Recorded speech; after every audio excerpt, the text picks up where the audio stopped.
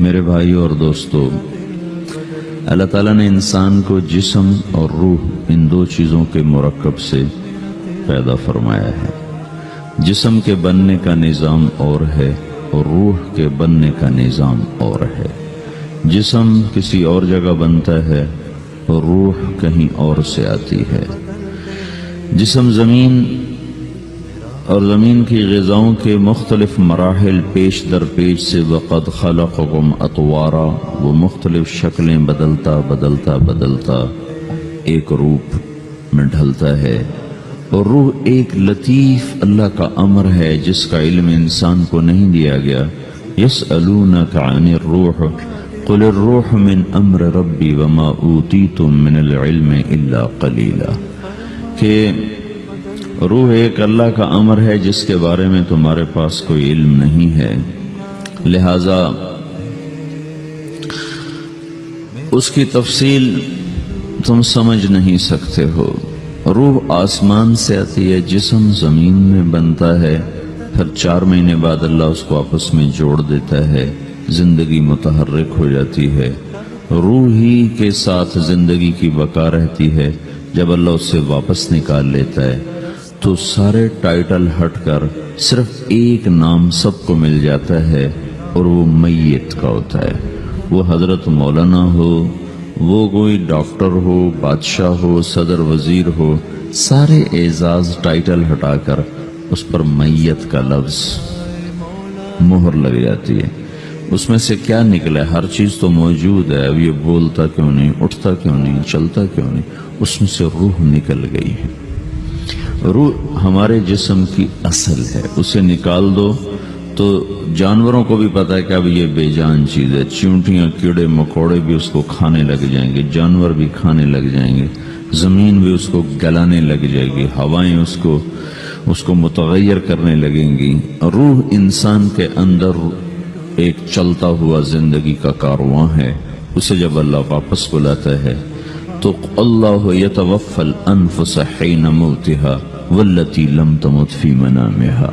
موت کیا چیز ہے؟ اس کے 200 جواب ہیں سائنس کی کتابوں میں، اور 200 جواب بذات خود بتا رہے ہیں کہ یہ ایک جواب بھی ٹھیک نہیں ہے، اور قرآن ایک جواب دیتا ہے اور وہی حرف آخر ہے، قل یتوفاکم ملک الموت اللہ یتوفی الانفس حین موتها۔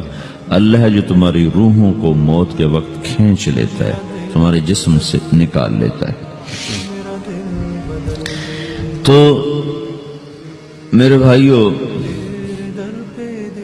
موت کے وقت انسان 2 کیفیت میں ہوتا ہے۔ کچھ لوگوں کی روح ایسی نکل رہی ہوتی ہے کہ ان کے رگ رگ میں وہ پھنس رہی ہوتی ہے۔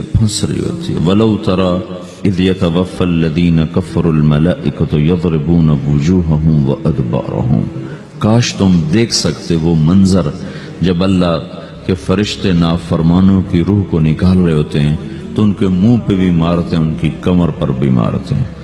اور اخرجوا انفسکم اليوم، نکالو آج اپنے روحوں اور جانوں، اب تم بچ نہیں سکتے ہو۔ وہ پیچھے ہٹنا چاہتے ہیں، رب ارجعون، مجھے واپس کر دے تھوڑی دیر کے لیے، لعلی اعمل صالحا، اب میں پورا ٹھیک مسلمان بن کے چلوں گا۔ تو اس کے جواب میں ہوتا ہے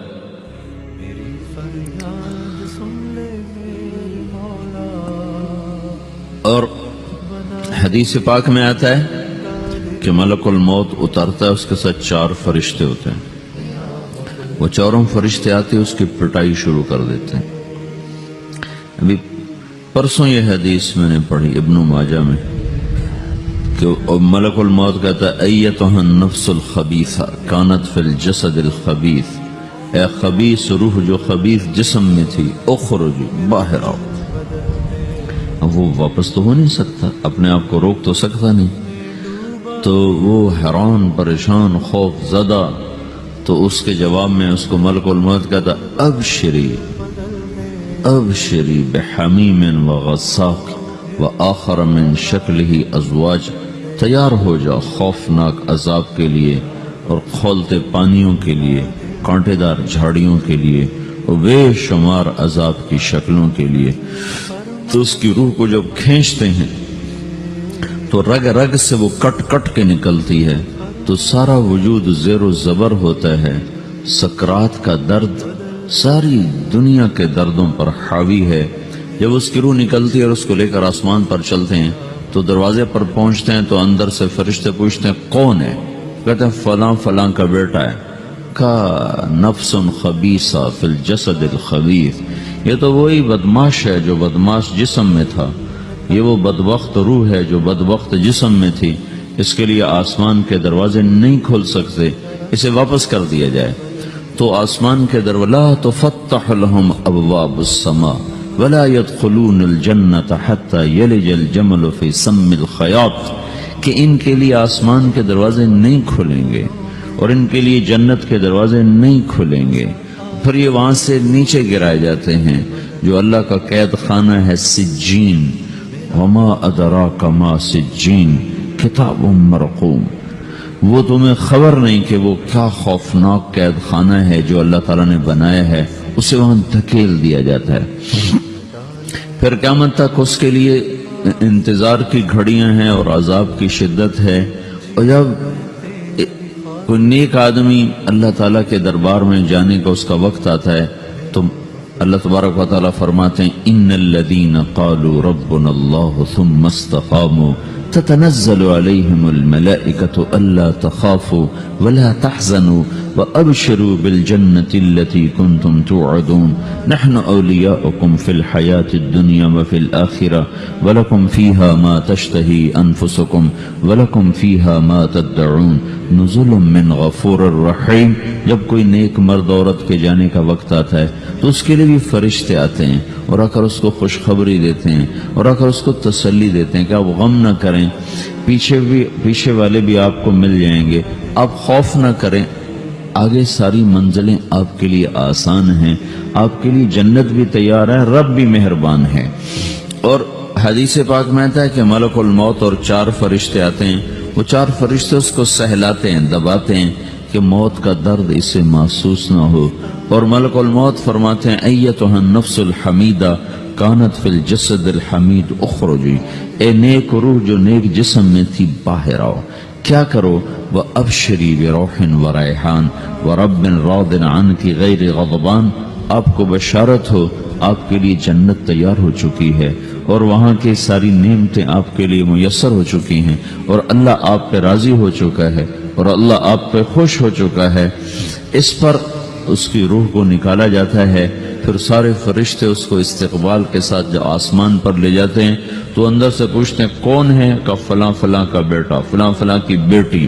کہتے ہیں نفس حمیدہ فی جسد حمید، یہ تو نیک روح تھی جو نیک جسم میں تھی، مرحبا بہ، اس کو ہم سب استقبال اس کا کرتے ہیں اور ایک دم آسمان کے دروازے کھلتے ہیں، پھر وہ پہلا دوسرا تیسرا چوتھا سارے آسمان پار کرتا ہوا اللہ پاک کے عرش کے نیچے کے جا کر، مرد ہے یا عورت، وہاں جا کر سجدے میں سر رکھتا ہے اور اللہ تعالیٰ فرماتے ہیں ہاں اس نے ہمیں خوش کیا، ہم اسے خوش کریں گے، اور اس کو عافیت کے ساتھ وہاں آسمان میں، پہلے آسمان سے لے کر اللہ کے عرش تک یہ سب ویٹنگ روم بنے ہوئے جہاں اللہ اپنے اپنے درجات کے مطابق جنت والوں کو ٹھہراتا ہے، اور وہ انتظار گاہ ہے اور وقت ختم ہو جاتا ہے، لہذا انتظار کی جو تکلیف ہے وہ بھی ختم ہو جاتی ہے۔ وقت ختم تو انتظار کا احساس ختم اور ٹائم کے گزرنے کا احساس ختم۔ تو جیسے اصحاب کہف کو اللہ نے غار میں داخل کر کے تو غار کے اندر سے وقت کو نکال کے باہر پھینک دیا، باہر 300 سال گزرے، اندر آدھا ہی دن گزرا تھا۔ وہ جب اٹھے تو وہ 25 برس کا نوجوان 325 سال کا ہو کے نہیں اٹھا، وہ 25 سال کی عمر میں اٹھا ہے، نہ ناخن بڑا ہے، نہ مونچھیں بڑی ہیں، نہ ان کی داڑیاں لمبی ہوئی ہیں، چونکہ تو زندہ تھے، مر نہیں گئے تھے، تو زندہ کے تو بال بھی بڑھتے ہیں، ناخن بھی بڑھتے ہیں، لیکن وہ اس طرح اٹھے کہ 300 برس گزر گئے اور 25 برس کا نوجوان 25 سال کی عمر میں اٹھا ہے، 20 برس کا 20 برس کی عمر میں اٹھا ہے، اور وہ کہنے لگے کم لبثنا، بھائی کتنا ٹھہرے ہیں؟ کہ یومن او بعض یومن، لگتا ہے کوئی دن آدھا دن ٹھہرے ہیں۔ وہ صحیح کہہ رہے تھے، باہر اللہ تعالیٰ نے وقت کی گھڑی کو چلائے رکھا اور اندر غار میں اس کو سوئچ آف کر دیا، نکال دیا، یہاں وقت کو داخل نہیں ہونے دیا، تو وقت کے گزرنے سے جو بھی اثرات مرتب ہوتے ہیں وہ ان پر مرتب نہیں ہوئے، تو وہ آدھے دن کے بعد اٹھے ہیں، باہر 300 سال، اندر آدھا دن. یہی کچھ اللہ تبارک و تعالی برزخ میں کر دیتا ہے، وقت کو ختم کر دیتا ہے، گزرنے کا احساس نہیں ہوتا ہے. تو اس طرح میرے عزیزو، یہ دو موتیں ہر انسان دیکھتا ہے. جب وہ جنت کے فرشتوں کا استقبال دیکھتا ہے یا جہنم کے فرشتوں کی مار اور پٹائی کو سہتا ہے. رابعہ بصری رحمت اللہ علیہ کا انتقال ہونے لگا تو انہوں نے رات کو فوت ہوئی، تو انہوں نے اپنی خادمہ کو بلا کے فرمایا کہ کسی کو بتانا نہیں، جب میں مر جاؤں تو پڑوس میں 2-4 کو بلا کر نا میرا جنازہ پڑھوا دینا، اور جس کرتے میں تہجد پڑھتی تھی وہی میرا کفن بنا دینا، اور صبح بے شک لوگوں کو بتا دینا، میرے مرنے کے بعد میری میت کو رکھنا نہیں، فوراً دبا دینا.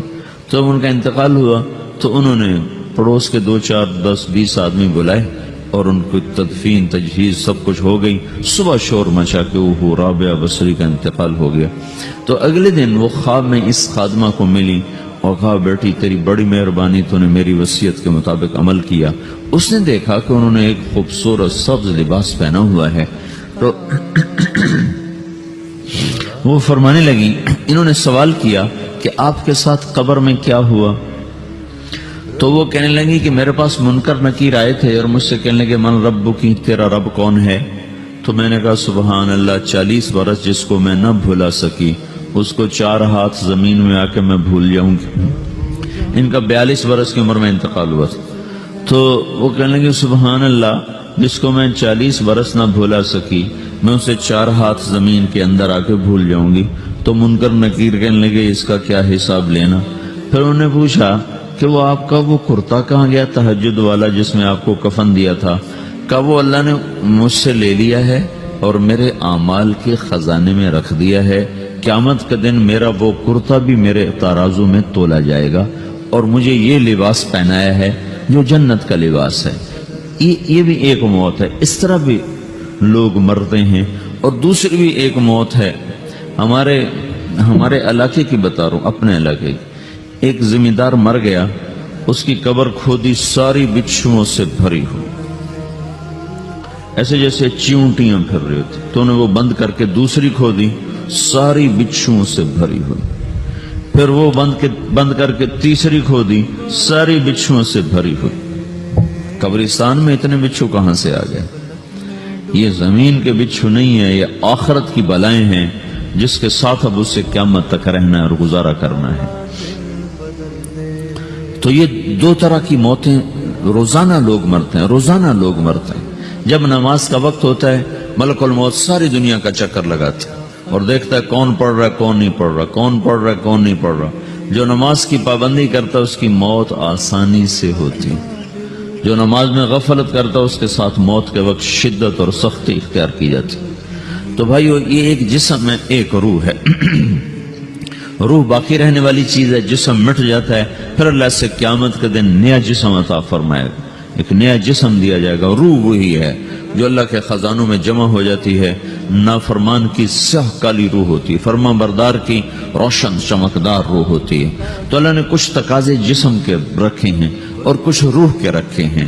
جسم کے تقاضے پورے نہ کرو تو یہ پریشان ہو جاتا ہے، روح کے تقاضے پورے نہ کرو تو یہ پریشان ہو جاتی ہے. روح کی پریشانی جسم سے زیادہ ہے، چونکہ روح کی طاقت جسم سے زیادہ ہے. جسم مٹی سے بنا ہے، اس کی غذا بھی مٹی سے نکلتی ہے. روح آسمان سے ہے، اس کی غذا بھی آسمان سے ہے. روح کا تعلق جب تک اللہ سے نہیں جڑتا اس سے بھوک اور پیاس لگتی رہتی ہے. جسم کو جب تک روٹی اور پانی نہ ملے یہ تڑپتا اور پریشان رہتا ہے. جیسے اللہ تعالیٰ نے ہمارے جسم میں روٹی اور پانی کی طلب کو بے ساختہ رکھ دیا ہے. میں بیان کے دوران بھی پانی پی رہا ہوں، آپ دیکھ رہے ہیں کہ میرا حلق سوکھ جاتا ہے، مجھے طلب محسوس ہوتی ہے پانی. حلق سوکھتا ہے پانی کی طرف بھاگتے ہیں، بھوک لگتی ہم روٹی کی طرف بھاگتے ہیں. یہ ایک ایسا اندر میں آٹومیٹک سسٹم ہے کہ ہم اس کو آف نہیں کر سکتے. یہ سوتے سوتے بھی بھوک کی وجہ سے آنکھ کھل جاتی، سوتے سوتے پیاس کی وجہ سے آنکھ کھل جاتی ہے. یہ ایسا خود اللہ تعالیٰ نے ساختہ نظام بنایا ہے کہ آپ اپنے جسم میں روٹی اور پانی کی طلب کو نہیں نکال سکتے. میرے عزیزو، ٹھیک اسی طرح اللہ نے انسانی روح میں اپنی طلب رکھ دی ہے. اور اپنے رسول کی طلب رکھ دی ہے۔ یہ دو طلب ایسی ہیں کہ یہ آپ کے جسم روح سے نکل نہیں سکتی۔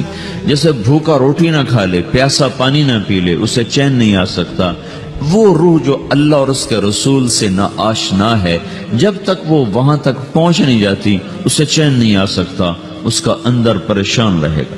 1997 میں جب جنید جمشید سے میری پہلی ملاقات ہوئی تو اس نے مجھ سے یہ سوال کیا کہ مولوی صاحب، ایک پاکستانی نوجوان جس گلیمر کو خوابوں میں دیکھتا ہے، وہ گلیمر تو مجھے زندگی میں ویسے ہی حاصل ہے، میرے چاروں طرف زندگی کا رقص ہے، اور میری زندگی کی ہر خواہش، ہر تمنا پوری ہے، اس کے باوجود میرے اندر اندھیرا ہے، میرے اندر خلا ہے، مجھے لگتا ہے میں وہ کشتی ہوں جس کا کوئی ساحل نہیں، جس کی کوئی سمت نہیں، www.dasquran.com۔ تو ایسا نہیں ہونا چاہیے۔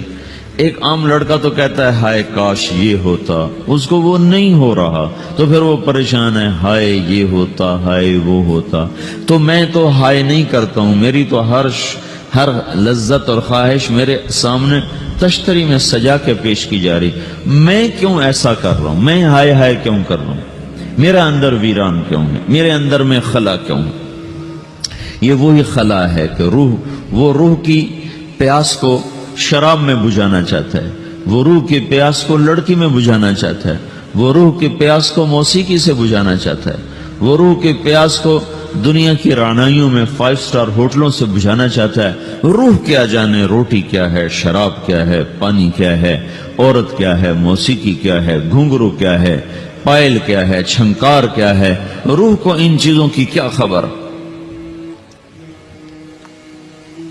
امریکہ میں ہماری ایک جماعت تھی تو 4 لڑکے 2 لڑکیاں، 4 لڑکیاں 2 لڑکے مسلمان ہیں۔